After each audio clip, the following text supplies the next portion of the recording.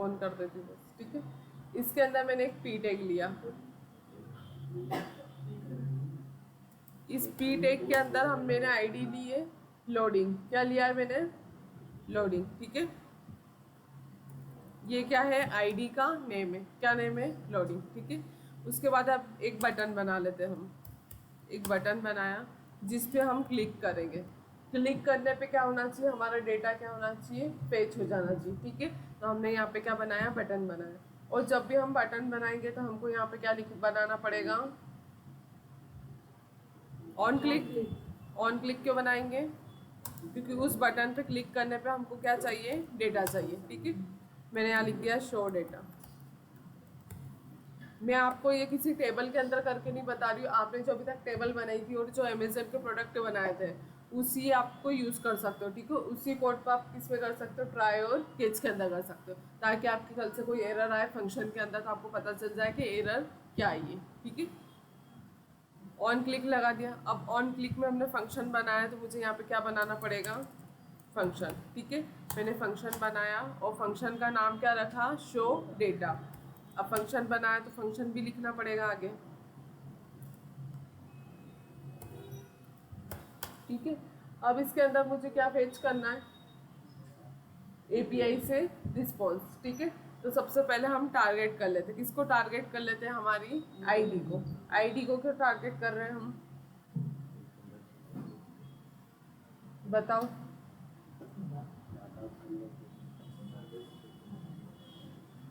नहीं बता। मैंने यहाँ पे एक प्री टैग लिया, ठीक है। प्री टैग आपको पता है क्या होता है? नहीं पता, ठीक है। एक पी टैग पढ़ा है आपने और एक कौन सा टैग पढ़ा है? P tag.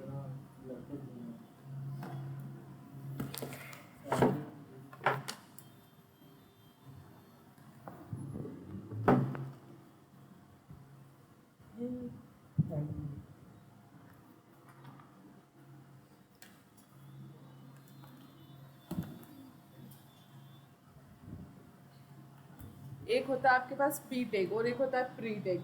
दोनों पैराग्राफ के जैसे ही वर्क करता है, लेकिन दोनों में ये डिफरेंस होता है कि पी टैग के अंदर आप स्पेस दे दो या फिर आप कितनी भी स्पेस दे दो या फिर आप लाइन को ब्रेक कर दो, तब भी वो एक ही लाइन के अंदर हमको क्या करता है? कंटेंट दिखाता है। जैसे मैं आपको बताती हूँ इसके अंदर।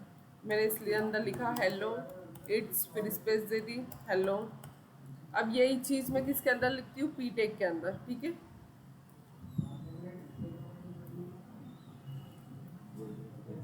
ये लगा लो। तो देखो, मैंने पी टेक के अंदर स्पेस दे के लिखा तो उसने स्पेस को काउंट करा क्या? नहीं करा, क्योंकि उसने एक्स्ट्रा स्पेस को क्या कर देता है? वो ऑटोमेटिक रिमूव कर देता है। लेकिन जो आपका प्री टैग होता है वो हम एज इट इज टेक्स्ट जो लिखते हैं वही हमको देता है, ठीक है। अगर मैं इसके बीच में लाइन को ब्रेक कर देती हूँ तो देखो ये इसके नीचे आ जाएगा, ठीक है। तो जैसा हमारे कोड में कंटेंट लिखा हुआ वो एज इट इज हमको क्या दे देता है? यूआई पे दे देता है, ठीक है। लेकिन पी टैग ऐसे नहीं देता है। पी टैग में अगर आप यहाँ पे स्पेस भी दे दोगे तो भी ये क्या होगा? एक ही लाइन में आपको शो करेगा। ये डिफरेंस होता है पी टैग और प्री टैग के अंदर, ठीक है। अब इसके अंदर का जो कंटेंट है वो तो हम डायनामिक लेके आने वाले थे, इसलिए मैं इसको क्या रख रही हूँ? यहाँ पर एम्प्टी रख रही हूँ, ठीक है। अब इस एम्प्टी रख रही हूँ। अब मैं यहाँ पे यूज करूंगी क्या? यूज करूंगी एक आईडी। आईडी क्यों यूज करूंगी? टारगेट करने के लिए, ठीक है। तो मैंने यहाँ पे एक आईडी यूज करा, ठीक है। और इसके अंदर क्या यूज करा मैंने? आउटपुट। जब भी आपका डेटा लोड होगा तो हम ऊपर वाला लोडिंग दिखाएंगे, और जब भी डेटा लोड हो जाएगा उसके बाद मैं क्या दिखाऊंगी? यहाँ पे प्री टेक के अंदर क्या दिखाऊंगी? आउटपुट दिखाऊंगी, ठीक है। अब इसके लिए हमने एक फंक्शन भी बना लिया और फंक्शन का नाम क्या है? शो डेटा, ठीक है। अब पहले हम ये दोनों आईडी को टारगेट कर लेते हैं। तो टारगेट करने के लिए क्या यूज करते हैं हम? Document dot gate element by ID, ठीक है।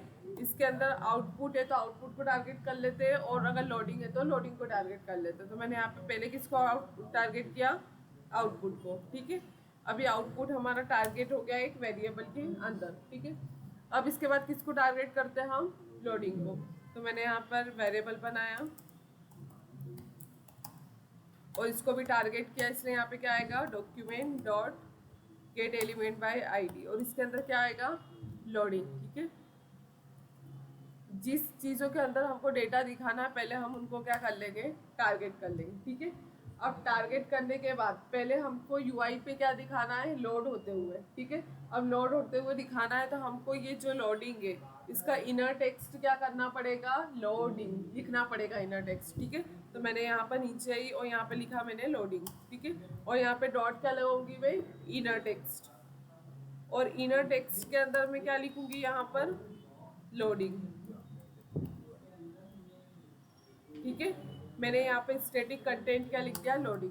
तो जब भी आप जावास्क्रिप्ट की जो ये ओपन करोगे, पहले आप जब भी बटन पे क्लिक करोगे तो बटन पे क्लिक करने पे आपको पहले क्या शो होगा, लोडिंग। ऐसा कुछ टेक्स्ट शो होगा कि जो हमारा डेटा क्या है वो लोड हो रहा है। ठीक है, अब इसके बाद हमको एपीआई से डेटा फेच करना है, तो मैंने यहाँ पे क्या लिया, रिस्पॉन्स। ठीक है, और इस रिस्पॉन्स के अंदर हमको एपीआई फेच करनी है, तो यहाँ पे क्या लिखना पड़ेगा मुझे, फेच।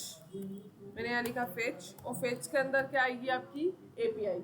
एपीआई वही जो मैंने आपको एक पहले बताई थी, डमी एपीआई, वही यूज कर लेते हैं हम।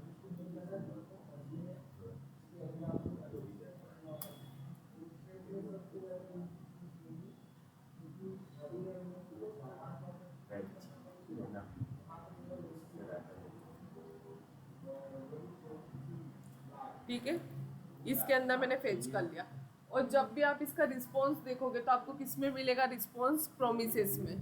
प्रोमिसेस में क्यों मिलता है, हाँ, इसमें हमको क्या यूज करना पड़ेगा, असिंक और अवेट। तो जब भी आप एपीआई को फेच करोगे तो उसका आपको आगे लिखना पड़ेगा अवेट। ठीक है, अवेट का मतलब ये है कि जब तक आपकी एपीआई फेच नहीं हो जाती वो नेक्स्ट स्लाइड में कोड नहीं जाएगा। और जब भी आप अवेट यूज करोगे तो आपको यहाँ पे फंक्शन के आगे क्या लिखना पड़ेगा, असिंक। ठीक है, अब आप यहाँ पे कंसोल डॉट लॉग रिस्पॉन्स करोगे तो आपको रिस्पॉन्स क्या होगा, मिल जाएगा। मैंने यहाँ लिखा रिस्पॉन्स, तो आपको क्या मिलेगा, रिस्पॉन्स। ठीक है,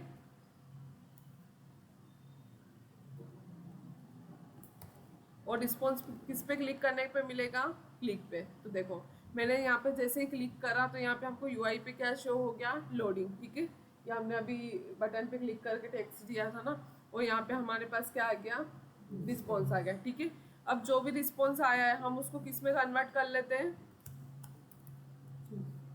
जेसन में। मैंने आपको बताया था ना, एपीआई से जो भी डेटा आएगा उसको आपको पहले किस में कन्वर्ट करना पड़ेगा, जेसन में। ठीक है, जेसन में कन्वर्ट करने के लिए पहले मैं क्या यूज करूंगी, अवेट। अवेट क्यों यूज करूंगी, ताकि क्या हो, जब तक डेटा पूरा कन्वर्ट नहीं हो जाए आगे डेटा शो नहीं होना चाहिए कुछ भी। ठीक है, मैंने यहाँ यूज करा अवेट, और अवेट के बाद किसको मुझे कन्वर्ट करना है, रिस्पॉन्स को। तो यहाँ पे क्या लिखना पड़ेगा, रिस्पॉन्स डॉट जेसन। ठीक है,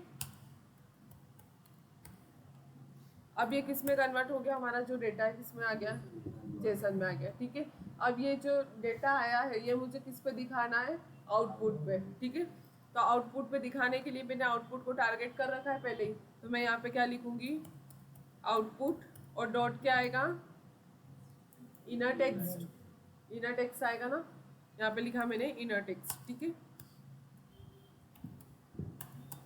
और अब इस इनर टेक्स्ट के अंदर हमको किसको दिखाना है, इस डेटा को दिखाना है। ठीक है, तो मैं इस डेटा को दिखाऊंगी तो सही, लेकिन इसको स्ट्रिंग में कन्वर्ट करके दिखाऊंगी। मतलब आपको जो ऑब्जेक्ट है उसका डेटा यूआई पे डायरेक्ट नहीं दिखता है। ठीक है, आपको वहाँ पे लिखा हुआ आ जाएगा ऑब्जेक्ट ऑब्जेक्ट। तो जब भी आपको पूरा ऑब्जेक्ट यूआई पे दिखाना है तो उसको आपको किस में कन्वर्ट करना पड़ेगा, स्ट्रिंग में। और स्ट्रिंग में कन्वर्ट करने के लिए मैंने अभी आपको बताया था क्या यूज़ करते हैं हम, जेसन डॉट स्ट्रिंगिफाई। और इसके अंदर क्या आएगा, आप किसको दिखाना है हमको, डेटा को। तो मैंने यहाँ पे लिख दिया डेटा। ठीक है, अब आप यहाँ पे आओगे और इस पर क्लिक करोगे तो ये लोडिंग आ गया। लोडिंग के बाद क्या दिख गया हमको, पूरा हमारा ऑब्जेक्ट जो भी हमारा ये डेटा जो था ये सारा दिख गया। पहले हमने देखा था कि यूआई पे हम डॉट में मतलब टेबल में कैसे दिखाएंगे ये सारे डेटा को, लेकिन अभी मैं आपको ट्राई और कैच पढ़ा रही हूँ इसलिए मैं इसको नहीं बता रही हूँ। ठीक है, कि आप उसमें टेबल में कैसे दिखाओगे, आप टेबल में दिखाना मैंने ऑलरेडी बता दिया है आपको। अब मुझे इसको ट्राई और कैच में कैसे करना है, आपका ये डेटा तो आ रहा है लेकिन अगर इसमें छोटी सी भी प्रॉब्लम हुई तो आपके पास एरर, आपको पता नहीं चलेगा कि एरर कहाँ आ रही है, किस लाइन में आ रही है। उसके लिए हमको यहाँ पे क्या यूज़ करना पड़ेगा, ट्राई और कैच। तो मैं ये जो जितना तीनों डेटा है ये किस में रख दूंगी, ट्राई में, ठीक है। तो मैंने यहाँ पे ट्राई यूज़ करा और ट्राई के अंदर ये पूरा मैंने डेटा रख दिया, ठीक है। उसके बाद मुझे यहाँ पे यूज़ करना पड़ेगा कैच, और कैच के अंदर लेना पड़ेगा एरर, ठीक है।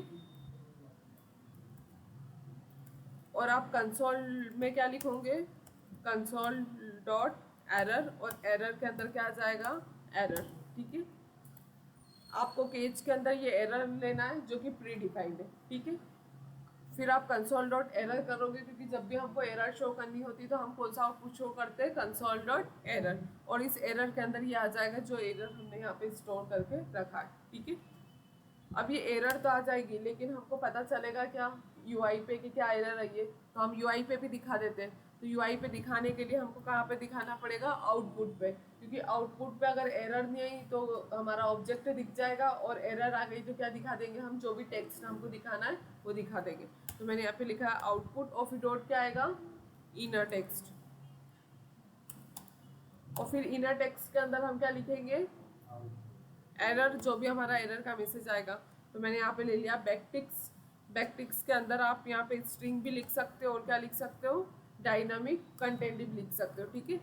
तो मैंने यहाँ पे एरर एक स्टैटिक लिख लिया, और यहाँ डायनामिक करने के लिए मुझे क्या यूज़ करना पड़ेगा, डॉलर, और डॉलर के अंदर क्या आ जाएगी हमारी एरर, और एरर के अंदर जो मैसेज आ रहा है वो हमको दिखना चाहिए यूआई पे।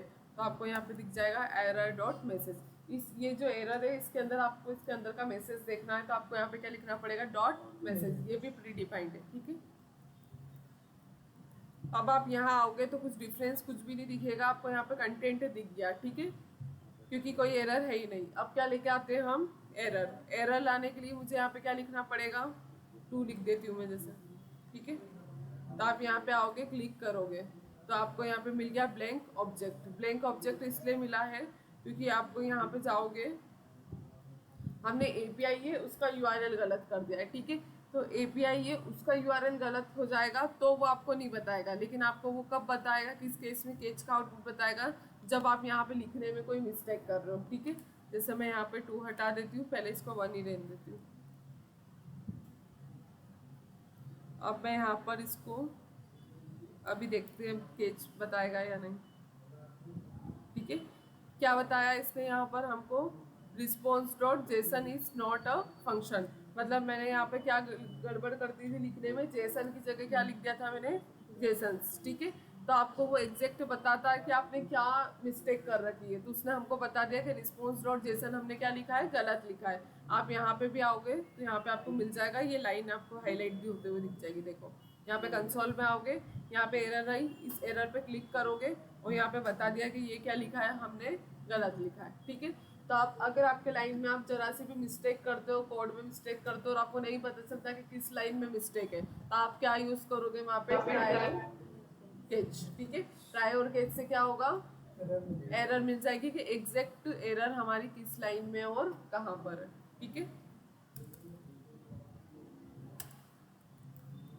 और ट्राई और कैच का यूज़ आप कहीं पे भी